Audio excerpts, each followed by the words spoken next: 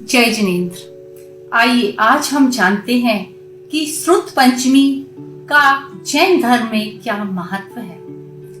तो बात उस समय की है जबकि महावीर भगवान के निर्माण होने के बाद 583 वर्ष और निकल चुके थे।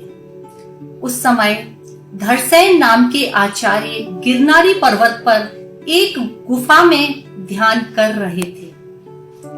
अचानक उनका ध्यान टूटता है और वो श्रुत परंपरा को लेकर चिंतित हो जाते हैं, क्योंकि उस समय गुरु शिष्य परंपरा से ही गुरु के द्वारा बोलकर और शिष्य के द्वारा सुनकर भगवान की वाणी को एक से दूसरे तक पहुंचाया जाता था।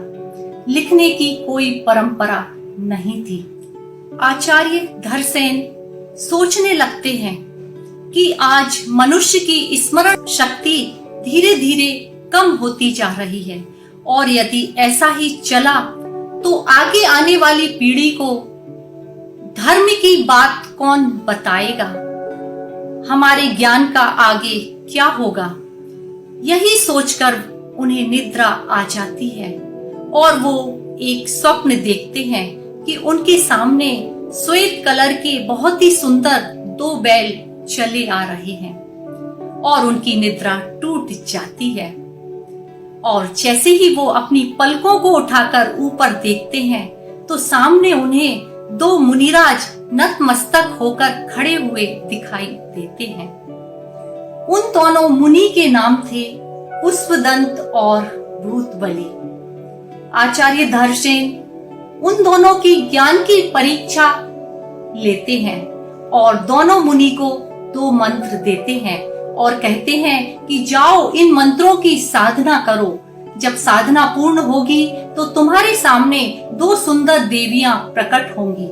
लेकिन एक बात को याद रखना, यदि बीच में कोई शंका उत्पन्न होती है तो तुम मेरे पास मत आना, क्योंकि तुम्हारी आत्मा ही तुम्हारा वास्तविक गुरु है। यह सुनकर दोनों मुनि दोनों मंत्रों के साथ जाकर साधना करने लगते हैं और जब साधना पूर्ण होती है तो उनके सामने 2 देवी प्रकट होती हैं। लेकिन एक देवी के दांत बाहर की ओर निकले हुए होते हैं और दूसरी देवी की केवल एक ही आंख होती है।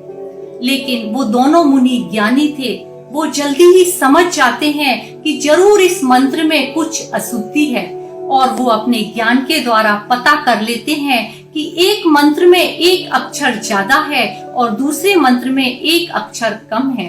वो मंत्र को शुद्ध करके वापस उस मंत्र की साधना करते हैं और देखते हैं कि कुछ समय पश्चात 2 सुंदर देवी उनके सामने प्रकट हो जाती हैं। यह बात जाकर जब दोनों मुनि आचार्य धरसेन को बताते हैं तो धरसेन का खुशी का पारावार नहीं रहता, क्योंकि अंदर ही अंदर वो समझ जाते हैं कि इन दोनों मुनि के अंदर ज्ञान की गंगा बह रही है और ये ही 2 मुनि हमारी ज्ञान की बात को आगे तक फैला सकते हैं। और इस तरह से वो अपने ज्ञान को उन दोनों मुनि को देना प्रारंभ कर देते हैं। दोनों मुनि आचार्य धरसेन से संपूर्ण ज्ञान प्राप्त कर उस ज्ञान को लिपिबद्ध करने लगते हैं, अर्थात उस ज्ञान को लिखने का कार्य प्रारंभ कर देते हैं।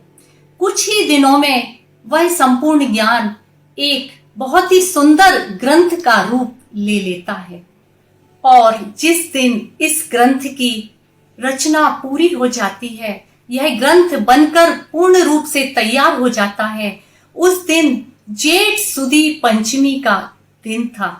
वो मंगलकारी दिन जिस दिन सर्वप्रथम लिखित रूप से ग्रंथ की रचना हुई और वह दिन श्रुत पंचमी के नाम से प्रसिद्ध हो गया।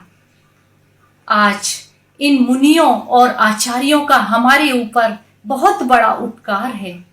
आज जो हम लिखित ग्रंथों का स्वाध्याय करते हैं वो सब इन आचार्यों की देन है। तो आइए आज के दिन हम उन आचार्यों की स्तुति करते हैं, उन मुनियों की बारंबार वंदना करते हैं और आज के दिन की मैं आप सभी लोगों को ढेर सारी मंगल शुभकामनाएं देती हूँ। जय जिनेंद्र।